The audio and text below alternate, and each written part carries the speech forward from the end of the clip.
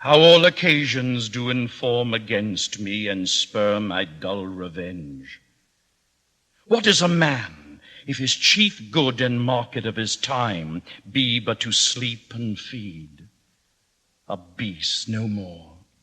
Sure, he that made us with such large discourse, looking before and after, gave us not that capability and godlike reason to fasten us unused.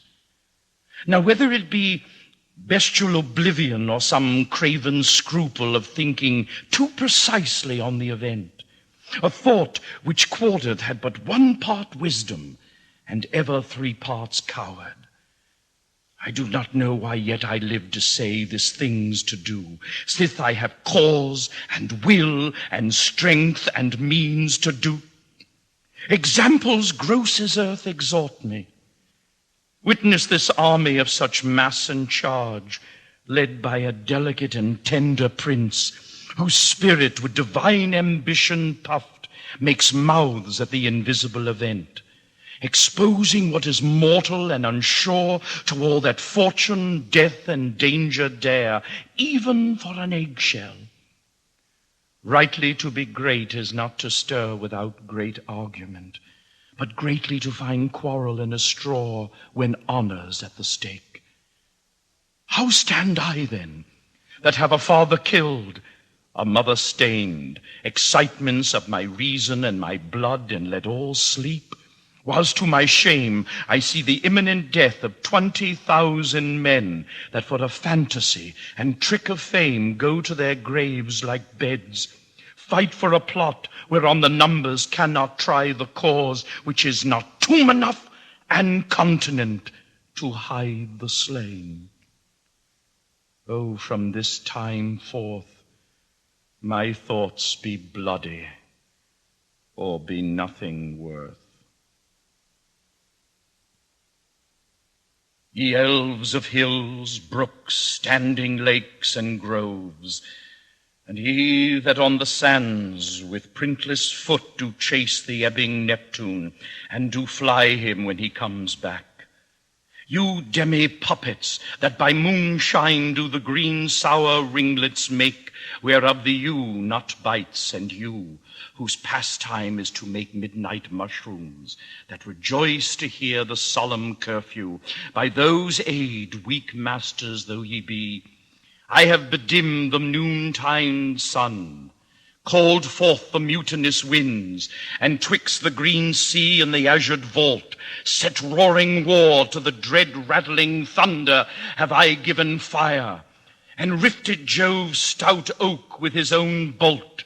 The strong based promontory have I made shake, and by the spurs plucked up the pine and cedar.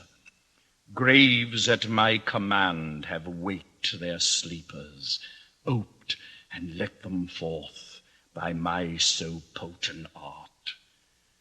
But this rough magic I here abjure, and when I have required some heavenly music, which even now I do, to work mine end upon their senses, that this airy charm is for, I'll break my staff, bury its certain fathoms in the earth, and deeper than did ever plummet sound, I'll drown my book.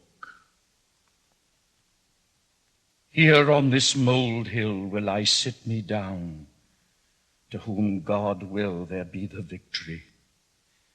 For Margaret, my queen, and Clifford too, have chid me from the battle, swearing both they prosper best of all when I am hence. Would I were dead, if God's good will were so. For what is it in this world but grief and woe?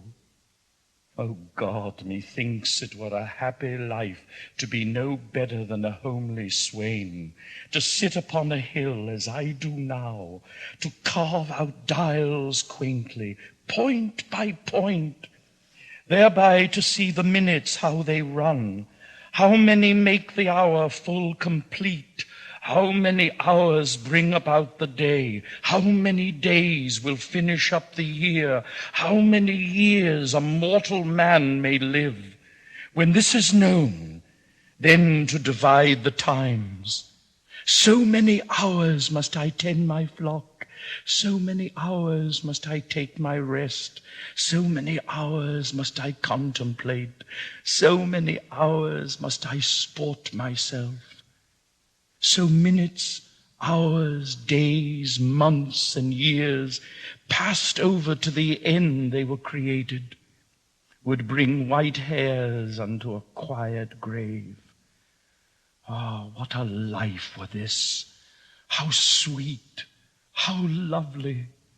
All which secure and sweetly he enjoys is far beyond a prince's delicates, his viands sparkling in a golden cup, his body couched in a curious bed, when care, mistrust, and treason waits on him.